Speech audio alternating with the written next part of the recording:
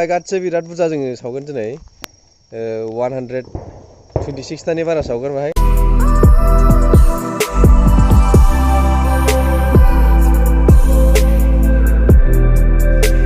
जों ओरै बारिजों सावजोबगोन गासैयावबो माने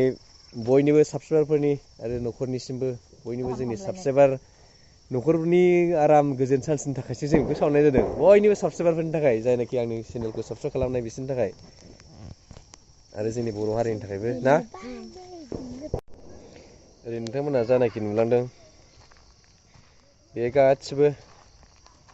माबाजोब जेवारि जोब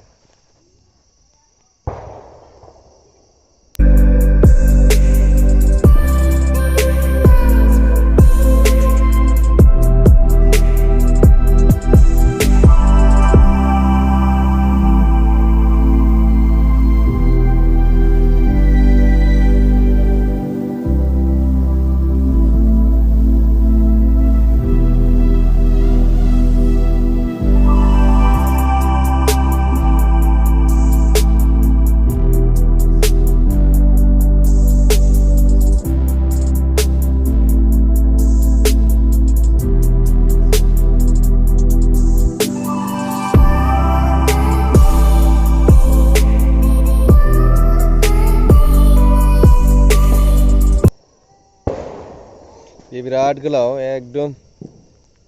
गोजानथार बेयो 100 मिटारनि बारा जागोन बे गोजाननिफ्राय मोनाखै बारा थाल मोनासै ओमफ्राय बेनि साजायनाया गावबागाव गोसो बायदि साजायनाया आराम साइस नुनायनि खिन्थु आं बेनि कालि फुजाखौ बा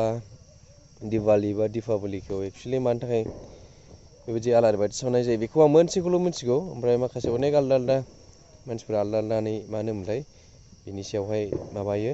दा मेन आं मोनथिनाया जाबाय मा बै जायनाखि राम सीता बेफोरनि बिनि काहानिखौल' मिथिगौ ओरैनो जास्ट बे फोथायनाय बायदिसो नालाय सीताखौ लाबोफिननो हालायलायनाय ओमफ्राय बिनिफ्राय रायजोआवहाय राम फैफिननायावहाय रंजा बाजा खालामनानै आलारि बाथि सावनाय दा बेबायदि सावनाय बेबायदि हिसाबै अनेक मानसिफ्रा बेबायदिजोंबो बे गोदोनिफ्रायनो फालिबोनाय थानाय दं ओमफ्राय माखासे अनेक आलदा आलदा फोथायनाय दं बे हिन्दु धोरोमनि माबायावहाय दा आं खिन्थु नैबे मोनसेखौल' मिथिगौ रामा सीताखौ लानानै फैफिननायखौल' ओमफ्राय बेयावहाय रायजो राजाफ्रा रंजानानै बेबायदि फुरथि खालामनायावहायनो बेबायदि सोलिबोनाय थाबाय आरो बे दिवाली फालिनाया बेखौल' मिथिगौ आरो गोबां मानसिफ्रा आलदा आलदा बिनि सायावहाय आलदा आलदा होनो हागौ बे दिनै जास्ट बयबो जोंनि राजा खुंगुर इउटुब चेनेलावहाय गासिबो बयबो साबस्क्राइबारफोरनि गोजोन न'खरावहाय सुख सान्थि थानायनि बयबो साबस्क्राइबारफोरनि न'खराव आलो गोजोन थांना थानो हानायनि बयनिबो गाहामनि थाखाय बेखौ बुरजा आलारि बाथि सावनाय जाबाय बाहाय आसा खालाम नोंथांमोना बयबो मोजां मोनगोन होननानै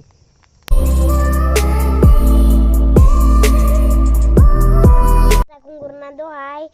मेगनाव एम्फौ हाबजानानै मोदै गगासिनो ओंखायनो राजा खुंगुरा केमेरायाव ओंखारथ'ला दिनै केमेरायाव नुजाया